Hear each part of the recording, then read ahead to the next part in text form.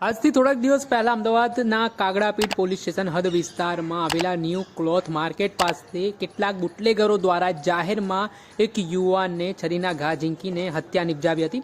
આ ઘટનાથી અમદાવાદ શહેરમાં કાયદા અને વ્યવસ્થાની સ્થિતિ સામે અનેક પ્રકારના સવાલ ઉઠ્યા હતા। આ ઘટનાને લઈને અમદાવાદ પોલીસ કમિશનર જ્ઞાનેશ્વર મલિક પણ એક્શન મોડમાં જોવા મળ્યા હતા।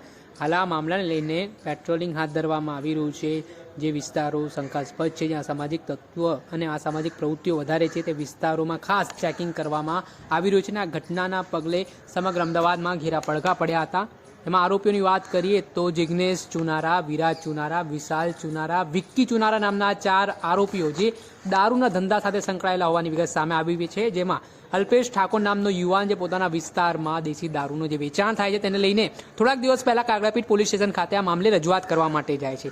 જો કે આ બાબતને લઈને પોલીસ અધિકારી દ્વારા કોઈપણ પ્રકારની આ ઘટનામાં ગંભીરતા દાખવવામાં ના આવીને 10 દિવસ બાદ અચાનક જ આ જે ઘટના બની છે તેમાં 4 જેટલા જે આરોપીઓ છે તે જાહેરમાં તીક્ષ્ણ હથિયાર તલવારના ઘા ઝીંકીને અલ્પેશ ઠાકોરની હત્યા નિપજાવી છે। હાલ 4 આરોપીઓને પોલીસે પકડી પાડ્યો છે ને આજે જે ઘટના સ્થળે રિકન્સ્ટ્રક્શન જ્યાં બનાવ બન્યો હતો અત્યારનો તે જગ્યાએ હાથમાં દોરડા બાંધીને આરોપીને સાથે રાખીને પોલીસે ઘટનાનું રિકન્સ્ટ્રક્શન કર્યું હતું। જેમાં સ્થાનિક ઇન્ચાર્જ પોલીસ ઇન્સ્પેક્ટર સાથે એસીપી સહિતના અધિકારીઓ પણ ઉપસ્થિત રહ્યા હતા। અને જે સમગ્ર દ્રશ્ય સામે આવ્યા છે, ઘટનાક્રમ બન્યો હતો તેમાં હાલ આરોપીઓ છે તે માફી માંગતા જોવા મળી રહ્યા છે। અને જાહેરમાં જે રીતે તેમણે હત્યાની ઘટનાને અંજામ આપ્યો છે તે ઘટનાને લઈને પણ પોલીસ દ્વારા આરોપીઓ સામે કડકમાં કડક કાર્યવાહી કરવામાં આવી રહી છે।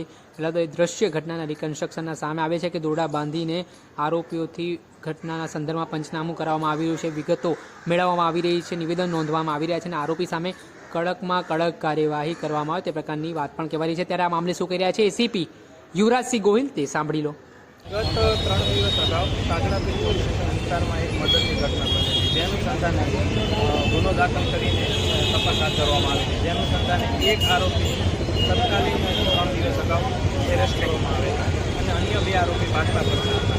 અમદાવાદ સિટી ક્રાઇમ બ્રાન્ચની મહેનતથી જે અન્ય જે 2 આરોપી હતા જે પકડથી દૂર હતા તેઓને પણ પકડીને ગઈકાલના રોજ એરેસ્ટ કરવામાં આવેલા અને આ 3 આરોપીઓને સાથે રાખીને ગુનાની જે સ્થળ છે ત્યાં રિકન્સ્ટ્રક્શન પંચનામાની કાર્યવાહી હાથ કરવામાં આવી છે। આજે 3 આરોપી છે તેઓને તપાસ દરમિયાન અન્ય જે ફર્સ્ટ આરોપી છે તેઓને 5 દિવસના રિમાન્ડ મળ્યા છે અને અન્ય જે 2 આરોપીને ગઈકાલે ખતમ કર્યા છે તેઓની પણ રિમાન્ડની તજવીજ હાથ ધરવામાં આવશે અને આ રિમાન્ડ દરમિયાન અને તપાસ દરમિયાન આ જે ગુનાનો મુખ્ય મોટિવ હતો અને કયા કારણોસર આ બધું આરોપીઓ દ્વારા ભરવામાં આવ્યું તેની તપાસ કરીને જલ્દીથી જલ્દી મૃતક અને ઈજા પામનારને ન્યાય મળે તેવી કોશિશ કાગડાપીઠ પોલીસ તથા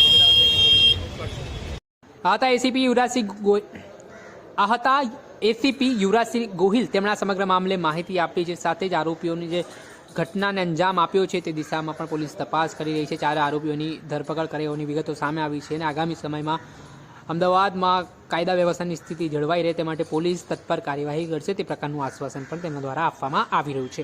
દર્શક મિત્રો, એન કવરેજ ન્યૂઝને આપ લાઇક કરો, સબસ્ક્રાઇબ કરો અને શેર કરવાનું